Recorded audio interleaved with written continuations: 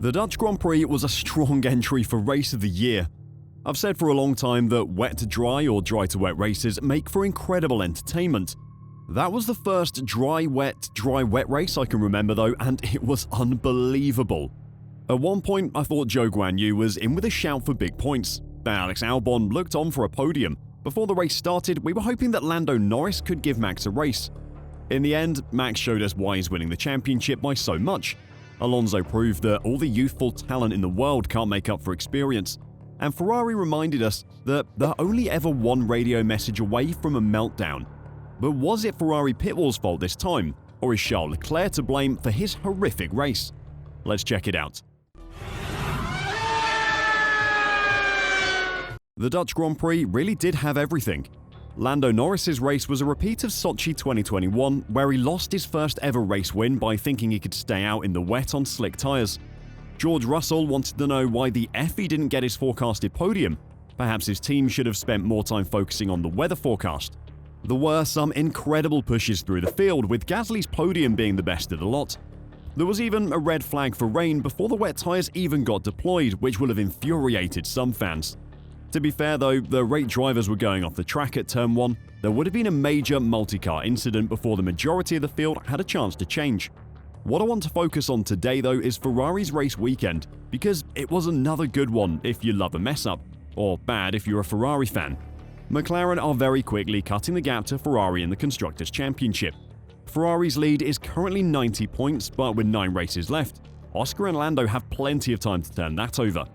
The Drivers' Championship reads even worse. Sainz is 5th with 102 points, Leclerc is 6th with 99 points, Russell is 7th with 99 points, and Norris is 8th with 75.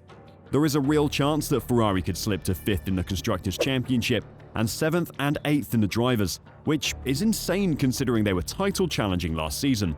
The Dutch Grand Prix was pretty much the perfect example for why this has been happening as well. The drivers are brooding with discontent. There is a disconnect between them and the pit wall, and the development of the car has been a disaster. We'll call it the 3 Ds. Let's start with that first D, discontent.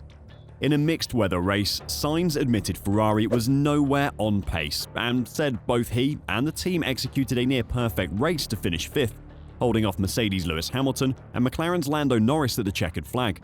I would say after looking at the Alpine, we were more like the 6th fastest car this weekend, said Sainz. I know at some point it looked that we even could fight for a podium, but the reality is that when the race was settled, when you look at our pace, we were just nowhere. That's coming from a driver that is the accepted second driver on the team, despite what team boss Fred Vasseur wants us to believe. Sainz is constantly being linked with a move elsewhere. Audi is the current favourite due to his father's links to the team through the Dakar Rally. On the other side of the garage is a driver who joined the team at a young age, outshone a 4-time world champion, battled Max Verstappen for half a season in 2022 before accepting that his team's terrible strategy and inability to develop a car meant he could never keep pace with the Dutchman. Charles Leclerc's second-place finish in the Drivers' Championship was impressive considering his record at Ferrari. 4th in a car with an illegal engine in 2019, followed by an 8th and 7th place finish. 2023 looks like a return to the norm for a driver who was meant to be Ferrari's next great hope. Top 10 is fine, but when Charles Leclerc joined Ferrari as a 20-year-old, hyped to be Ferrari's first drivers' champion in over a decade, top 10 is a disappointment.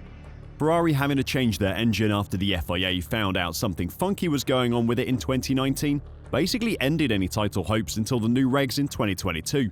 Everything went wrong last year, and Leclerc was left burnt. It was obvious he was unhappy, but he drives for Ferrari. He can't just go to the media and call the team out as Lewis Hamilton has to Mercedes. His discontent has brewed this year, and the disconnect between himself and the pit wall was on show at Zandvoort. Which brings us on to that second D. At first watch, Leclerc's dive into the pits at the end of the first lap seemed like the right call. The rain was coming and inters were obviously needed ASAP. As he pulled into his pit box though, something was clearly amiss. The team was not ready for him at all.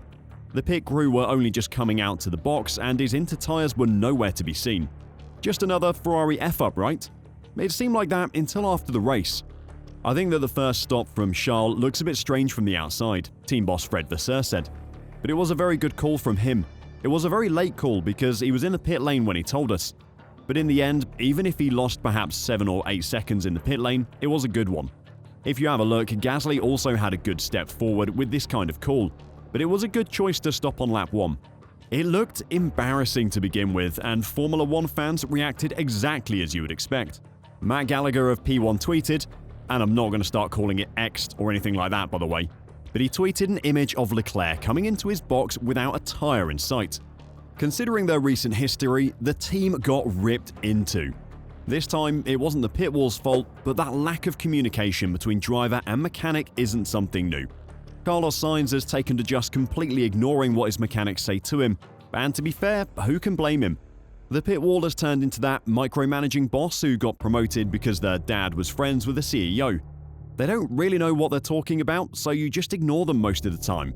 Then, even when they have a good idea, it just gets ignored. While Twitter may have ripped into Ferrari for their mistakes with Leclerc's pit stop, it is the Italian media that should really scare them. With Monza, Ferrari's home race, scheduled for this weekend, the team are normally backed by adoring fans and media positivity. But this year, Damon Hill thinks they'll get a very different reception. I dare to think they've got Monza next week, so they're going to get pasted by the press in Italy, he told Sky Sports on Sunday evening. Their performance this weekend has been all over the place. The guys couldn't stop the car going into the first corner, drivers complaining of inconsistent handling, Charles crashing. Nothing really much happened in the race. That's not good before your home Grand Prix. Even Sainz's P5 wasn't something to be proud of, according to Sky's strategy analyst and former Aston Martin strategy chief Bernie Collins, who believes it was in part down to mistakes from others, more than Ferrari's performance. I think it's not a bad result for Carlos, she said. Maybe capitalized on the mistakes from others. There are a lot of people discussing that they stopped too late at various points in the race. Leclerc sounded like he was having a really bad day, some damage to the floor. But even before that, he just didn't really seem to understand qualifying, which was horrendous at times in the changeable conditions. Let's hope that Monza is going to be stronger, because it can't be a lot worse than this weekend really. From embarrassment to endless pit stop, as Gazzetta dello Sport billed it, to Corriere dello Sport calling it a very black weekend for Ferrari, Hill was correct in saying the Italian press wouldn't be kind. La Repubblica gave the team a 4 out of 10 for the race weekend, and called Leclerc's outing one to forget, while La Stampa's headline read, "Ferrari at the bottom."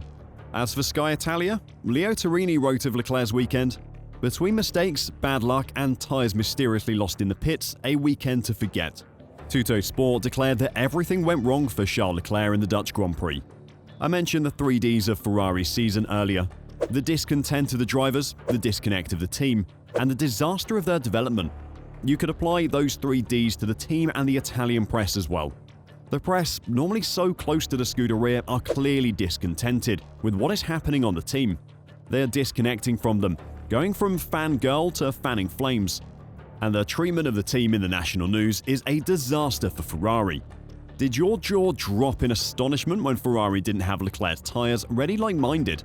Let me know your thoughts on their weekend in the comments down below, and until next time, drive safe and bye for now.